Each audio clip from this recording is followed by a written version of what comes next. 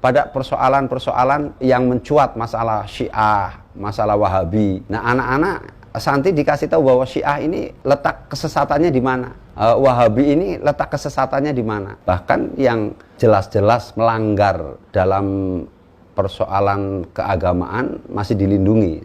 Contohnya Ahmadiyah lah ya. Dalam hal ini kan sampai hari ini masih mendapat perlindungan. Nah, latar belakang FPI itu berdiri kan adanya ketidakadilan, kemaksiatan yang merajalela. Kemudian indikasi kuat bahwa ada kolaborasi antara penjahat dan pejabat terhadap kemaksiatan ini. Nah, kalau kita itu umat Islam, tokoh tidak bersatu untuk membentuk satu wadah, untuk mengubah, melawan mereka kan sulit. Kan al-haqqu bila nizam yahlibul batil binizam. Jadi kebenaran yang tanpa dimanage secara rapi akan terkalahkan dengan kemaksiatan yang dimanage secara rapi. Disinilah sebetulnya FPI itu hanya mengisi kekosongan. Jadi untuk urusan pesantren, bidang dakwah itu NU. Untuk masalah pendidikan, rumah sakit itu di Muhammadiyah. Tapi pada posisi hisbah, amar ma'ruf nahi mungkar, ini kekosongan. Nah, di sini FPI mengisi. Cuma ada hal yang di luar perhitungan dari media, perhitungan dari tokoh-tokoh politik. FPI itu begitu lahir langsung lonjakannya tinggi betul, mendunia kan begitu. Nah, disinilah yang kemudian mungkin timbul kecemburuan. Kok di luar negeri yang lebih terkenal FPI yang baru lahir. Sebetulnya kalau kita mengacunya kepada nilai akidah, lah kalau Allah yang mau ngangkat, siapa yang akan menjatuhkan kan itu. Toh niat kita itu memang pada posisi hisbah, amar ma'ruf nahi mungkar. Resikonya memang lebih besar dibandingkan dakwah. Makanya dari awal-awal FPI berdiri, tokoh-tokohnya dikriminalisasi, masuk penjara. Cikal bakal kelahiran FPI di penghujung masa Orde Baru membuat FPI menjadi sorotan, bukan hanya di mata media nasional ataupun internasional, tapi juga menjadi kecemburuan di kalangan sesama ormas Islam di Indonesia. Jadi saya masih ingat betul ketika almarhum almarfurlah Kiai Haji Hashim, ya, jadi ketika beberapa kali ketemu, Kiai Hashim Muzadi ini mengatakan sama kita, bahkan nggak sekali dua kali, termasuk ketika pertemuan bersama Habib Rizik. Sebetulnya yang membuat, katakanlah di NU, kata beliau, itu merasa ada kecemburuan terhadap FPI, itu di setiap pertemuan tingkat tinggi internasional itu lebih banyak ditanya. Inilah yang Kiai Hashim Muzadi menilai, melihat ini ada kecemburuan terhadap FPI yang baru lahir kemudian ini. Bahkan kalau kami dari FPI nggak pernah merasa bermusuhan dengan NU, nggak pernah merasa bermusuhan dengan Muhammadiyah. Kami katakan bahwa NU itu orang tua kami, Muhammadiyah itu saudara kami. Lalu apa yang dipersoalkan kan gitu? Secara lahiriah, dalam event-event yang bersifat skala internasional, FPI kan selalu tampil. Pembelaan Aqsa, bahkan sampai kepada untuk membentuk Rumah Sakit Indonesia, FPI juga yang di Gaza, FPI juga ikut tampil betul. Nah, bahkan awal-awal ketika Amerika dengan arogansinya begitu kuat menekan negara Arab itu, negara-negara Islam, Habib Rizik menyatakan di media internasional dengan berbahasa Arabnya, beliau nyatakan kami akan lawan Amerika. Nah, ini mereka melihat. Usir Amerika dari Indonesia. Kita nggak butuh bergantung kepada mereka. Kita bisa kaya kalau olah kekayaan kita. Kenapa kita harus mempertuhan Amerika? Dikit-dikit Amerika. Kalau dari sisi di Indonesia, setiap ada bencana di seluruh wilayah Indonesia, baik kebakaran, tsunami, gempa, longsor, dan lain sebagainya, itu FPI selalu tampil.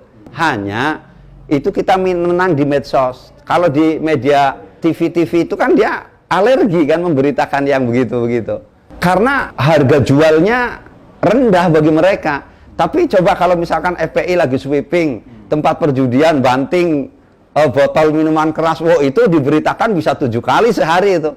Karena rating mereka naik, harga jualnya tinggi. Jadi kalau ada aksi FPI yang damai, mereka nggak tertarik.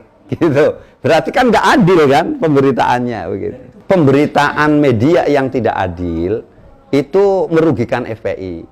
Tapi FPI punya prinsip, kita itu berjuang tidak mencari sanjungan, tidak mencari pujian, bahkan tidak mengharapkan untuk peliputan. Karena kami seluruh pengurus aktivis FPI meyakini bahwa apa yang kita perbuat itu semuanya dalam pantauan Allah.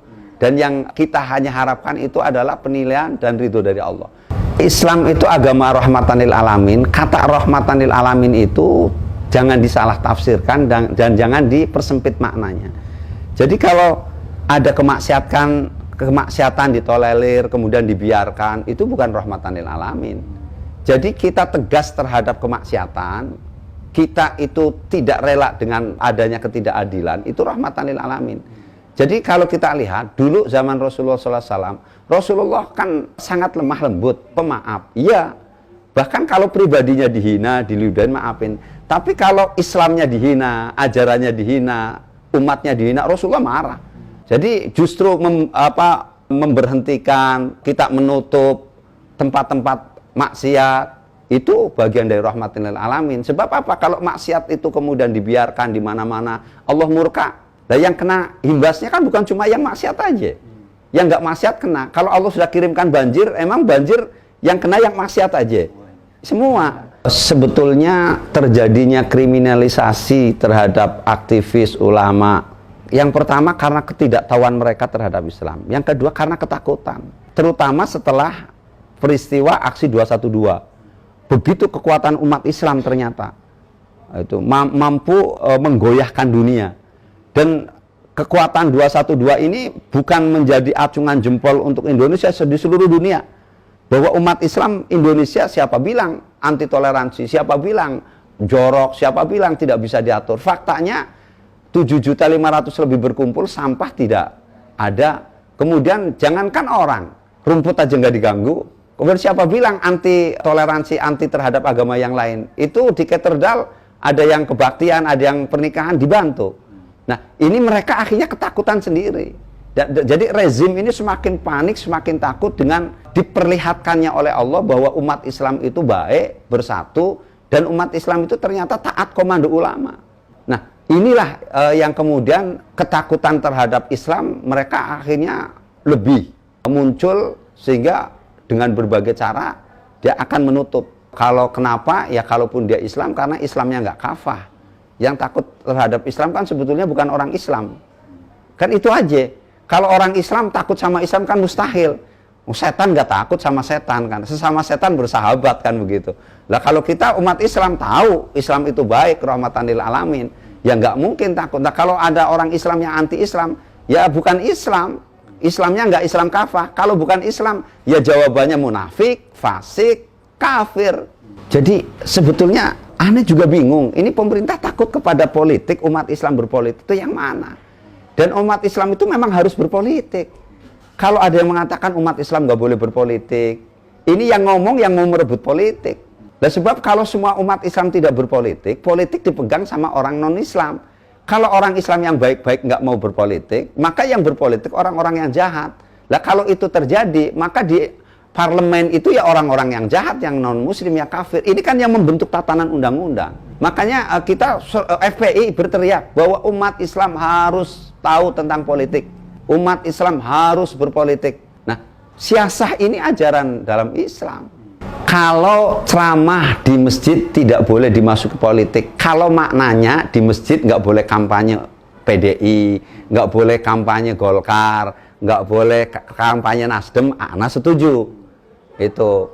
Tapi kalau yang dimaksud di masjid tidak boleh berbicara bagaimana undang-undang ini dilahirkan, bagaimana menguasai DPR MPR supaya lahir pemimpin muslim sehingga undang-undangnya adalah undang-undang yang pro-Islam dan lain sebagainya, wah ana nggak setuju.